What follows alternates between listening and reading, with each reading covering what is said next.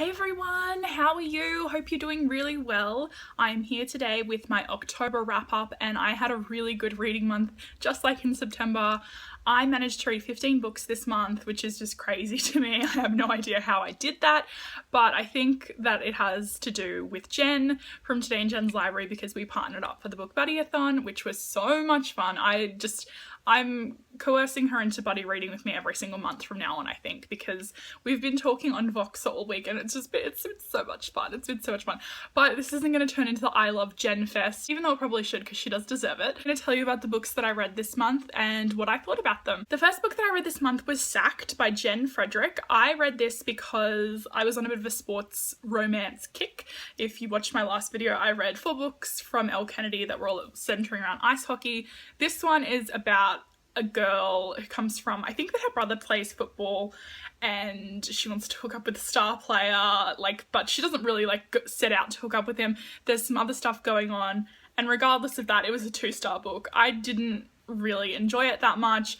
It was a really quick read though, so it had that going for it. Jen Frederick is one half of Erin Watt, who I love and just mention in every single video. The Royals trilogy, and Elle Kennedy's the other half. I wanted to check out a book from Jen Frederick and to see what she was all about and her vibe. And I can safely say that I think that, like Elle Kennedy, is the stronger writer of the two. The next book that I read was The Darkest Minds. I buddy read this with Jen. This was fabulous. It was a 5-star book. It's a lot different than I thought it was going to be. It's kind of funny when I think about all of these books that are sort of like booktube famous that you hear about all the time and you read them and they're not exactly what you thought they were going to be, and it was still fantastic and it was a really, really great book.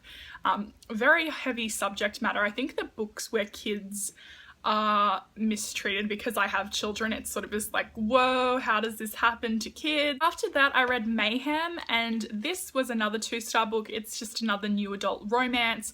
The reason that I didn't just give this a 1-star, because it was a ridiculous plotline. It's this girl, she has gone to a gig and she's been telling her boyfriend about it for weeks, and her boyfriend's like, yeah, sure, that sounds like whatever, I've got to go out of town for business or something. He's got just something ridiculous.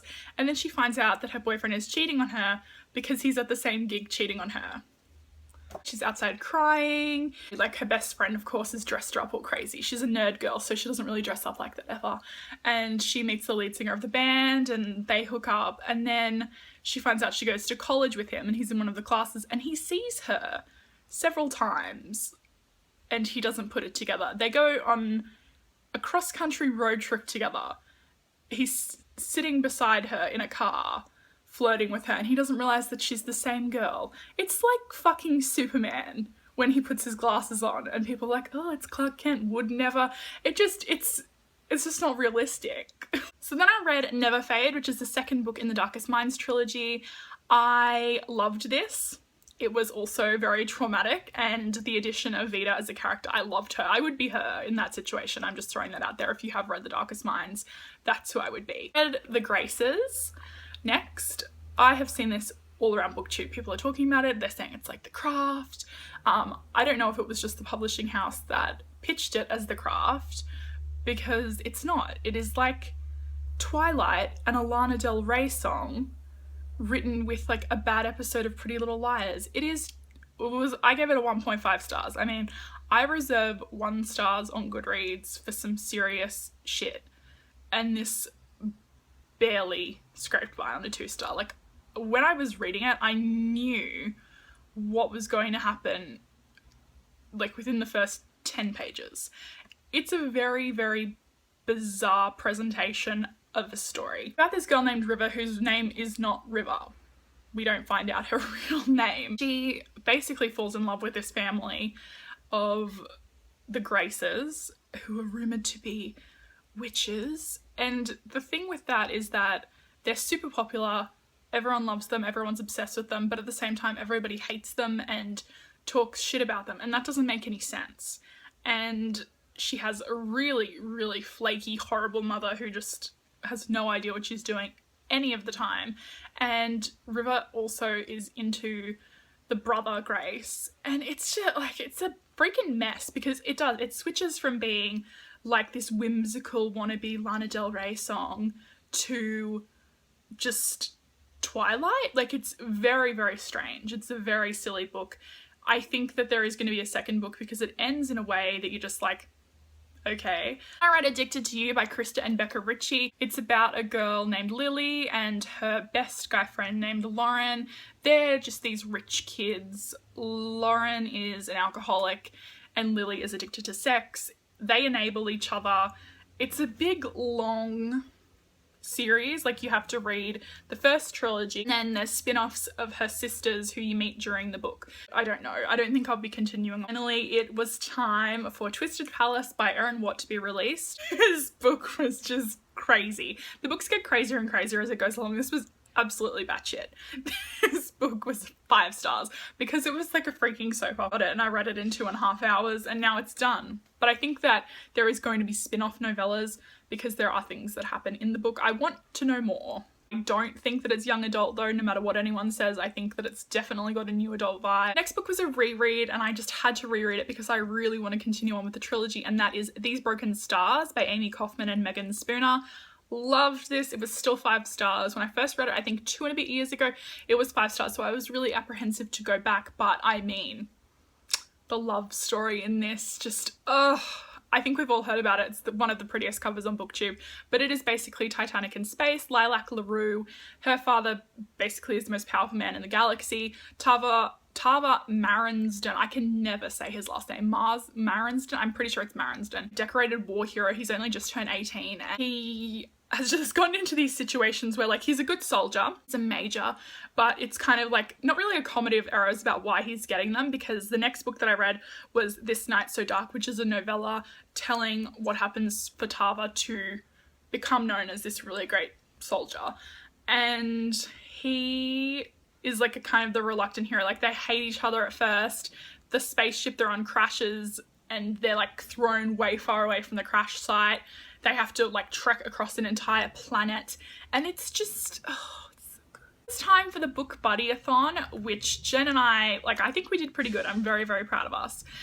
So we read The Queen of All That Dies by Laura Thalassa as our first book. Loved this. It was 5 stars. About a girl named Serenity. Serenity is a soldier. There is this guy, his name is, I say it Montees is the king of mostly everything, and she's living in what was America. Her father is an ambassador for something and they're trying to negotiate the end of a war. If you watched my TBR for the book buddy-a-thon, we were going to read 6 of Crows as a book with pictures in it, and that just didn't work out. I mean, I got 20% of the way through it.